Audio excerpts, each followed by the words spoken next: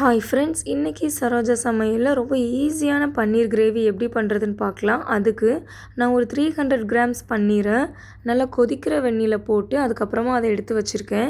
இப்போ நம்ம இது கூட கொஞ்சமாக மஞ்சள் பொடி, கொஞ்சமாக மிளகு பொடி சேர்த்து அதை நல்லா கலந்து விட்டுறணும், எல்லா பன்னீர்லேயும் படுற மாதிரி. இப்போது நல்லா கலந்தாச்சு. இதுக்கப்புறமா தோசைக்கல்லை நல்லா சூடு பண்ணி அதில் நெய் இல்லைன்னா பட்டர் சேர்த்து டோஸ்ட் பண்ணி எடுத்துக்கணும். நான் நார்மலான எண்ணெயில் தான் டோஸ்ட் பண்ணி எடுத்திருக்கேன். இப்போ இதை நல்லா டோஸ்ட் பண்ணியாச்சு. இப்போது ஒரு மிக்ஸி ஜாரில் ஒரு நார்மல் அளவு சைஸ் இஞ்சியை சின்னதாக வெட்டி அதையும் உள்ளே சேர்த்துருக்கேன். 6லேருந்து 7 பல் பூண்டு, ஒரு 2 பட்டை, 3 ஏலக்காய், 2 கிராம்பு சேர்த்துருக்கேன்.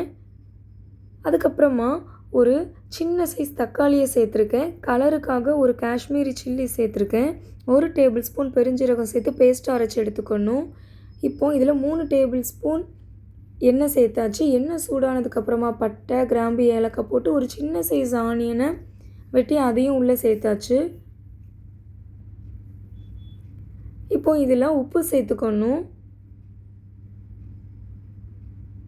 1 டேபிள் ஸ்பூன் மல்லிப்பொடி, காரத்துக்கு ஏற்ப வத்தல் பொடி சேர்த்துக்கணும். நான் ரொம்ப கொஞ்சமாக தான் சேர்த்துருக்கேன். 1 டேபிள் ஸ்பூன் கரம் மசாலா சேர்த்துக்கலாம். இப்போ நல்லா எல்லாத்தையும் சேர்த்து வதக்கிடணும். இப்போது நம்ம அரைச்சி வச்சுருக்கிற பேஸ்ட்டையும் உள்ளே சேர்த்துக்கலாம்.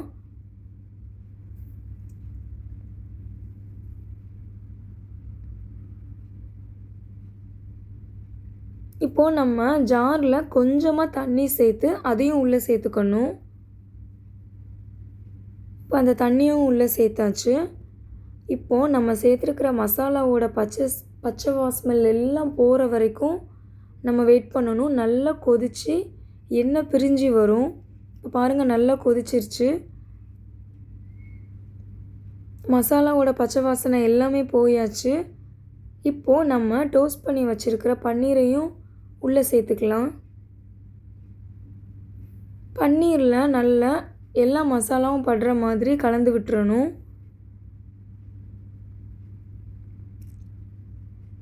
பன்னீர் சேர்த்ததுக்கப்புறம் ஒரு 5 மினிட்ஸ் அது ஸ்டவ்வில் இருந்தால் போதும். நல்லா கொதித்து வருது.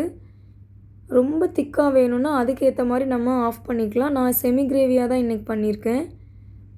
இப்போது நல்லா ரெடி ஆயிடுச்சு. இப்போது இந்த ஸ்டேஜில் நல்லா ஃப்ரெஷ்ஷான கொத்தமல்லி இலையை சேர்த்து அதையும் நல்லா கலந்து விட்டுறணும். அவ்வளோதான், ரொம்ப ஈஸியான பன்னீர் கிரேவி ரெடி ஆயிடுச்சு.